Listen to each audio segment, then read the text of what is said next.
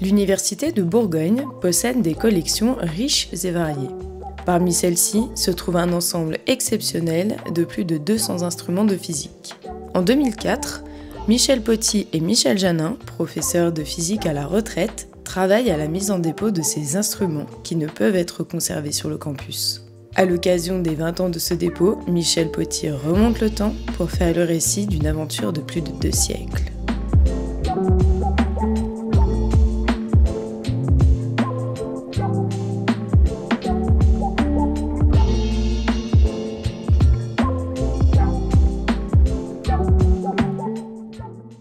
Après 1800, on a créé les facultés des sciences, et le matériel a été transmis à la faculté des sciences. C'est arrivé rue Monge. Rue Monge, ça se passe bien. On a encore un respect de la vieillerie, donc ça marche bien. Lorsque le matériel a dû monter au campus, là, il y a du flou. Il y a eu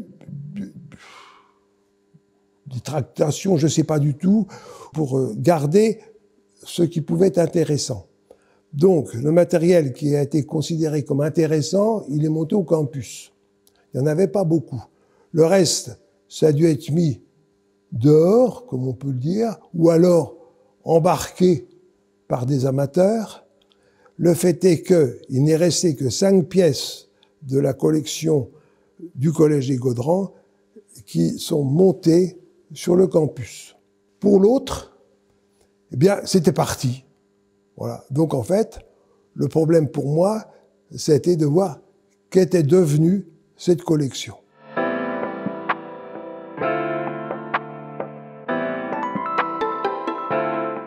Donc ça, c'est une histoire quand même un peu complexe.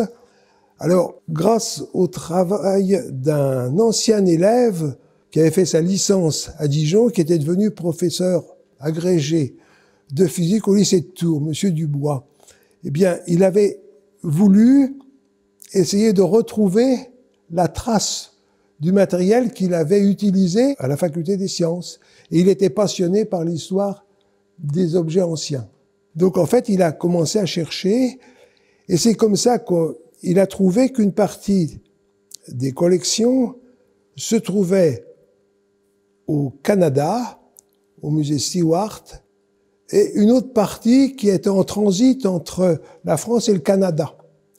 Donc, en fait, il a fait des efforts en tapant à différentes portes pour pouvoir empêcher ce départ du matériel au Canada et pouvoir le racheter pour le petit musée Gouin qu'il installait avec la Société historique de Tours à Tours.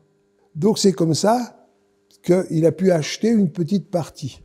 Bon, mais on pensait que tout ce qui était diffusé comme ça venait peut-être de Dijon ou d'autres collections.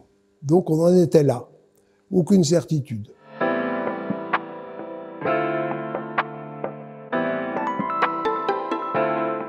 Bien, c'est là où je suis arrivé. J'ai voulu essayer de poursuivre. Et comme j'étais physicien quand même, mais que je suis curieux, je me suis intéressé beaucoup à l'histoire de la commune où j'habite, Saint-Apollinaire. Et je voulais essayer de retrouver la trace des instituteurs de Saint-Apollinaire. C'est impossible. Mais, comme je connaissais bien les archives départementales, et en particulier, il y avait un employé, en fait, qui me connaissait, je lui dis, je cherche ça. Oh, il m'apporte une caisse. Peut-être que vous allez trouver ce que vous cherchez. J'ai pas du tout trouvé mes instituteurs de Saint-Apollinaire, mais j'ai trouvé le catalogue qui avait été dressé à partir des années 1900 par le chef de travaux de la faculté des sciences de Dijon pour la section de physique, qui était un gros classeur avec tout le matériel inventorié qu'il y avait rue Monge à cette époque-là.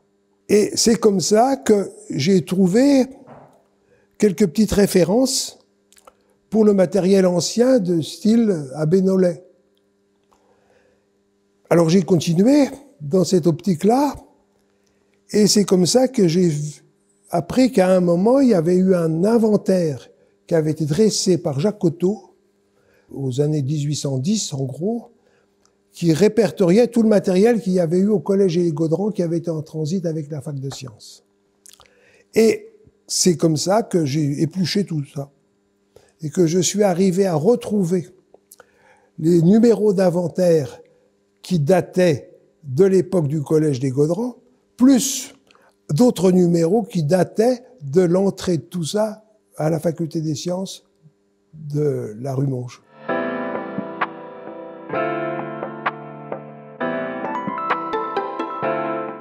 Alors pour Tours, ça a été facile. J'ai pris contact avec Dubois, qui était charmant, et en fait, on s'est très bien entendus tous les deux. Et je lui ai dit, tiens, telle pièce que vous avez là, c'est la nôtre. Donc on a trouvé que ça devait être 7 ou 8 appareils qui étaient de Dijon et à Tours.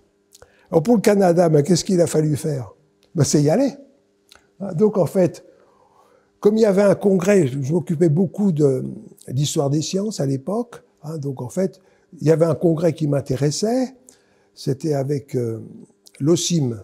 Donc je suis parti au Canada à ce congrès, et là j'avais mon numéro d'inventaire, et j'avais écrit, grâce au directeur de l'OSIM actuel, au directeur du musée Stewart de Montréal. Je suis parti avec mon cahier d'inventaire. Et là, on a pu identifier avec mes numéros le matériel qui venait de Dijon dans les superbes collections du musée Stewart.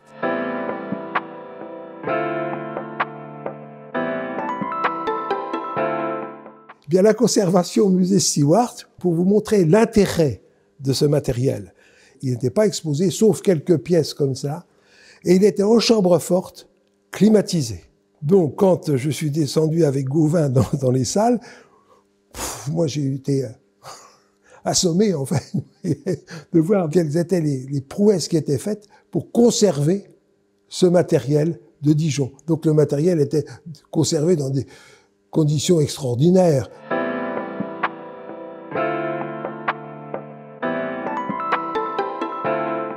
Alors, il y en a une petite vingtaine au musée Stewart, et 5 à Dijon, et puis 8 à peu près au musée Gouin.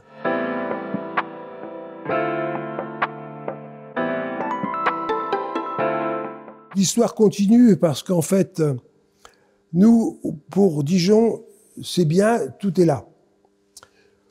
Pour le musée Stewart, il n'existe plus. Ça a été transposé dans un musée à Montréal, mais je ne sais pas ce que c'est devenu. Pour le musée Gouin de Tours, Dubois est mort, donc en fait tout ça, ça a été déposé un petit peu comme il l'avait souhaité au château de Chenonceau. Donc il y a une petite partie avec d'autres appareils de l'époque de Sigaud de Lafont qui se trouve au château de Chenonceau. Nous ici, c'est dans l'autre salle là-bas. Voilà ce que je peux vous dire. Aujourd'hui, le travail mené par Michel Petit et Michel Janin continue.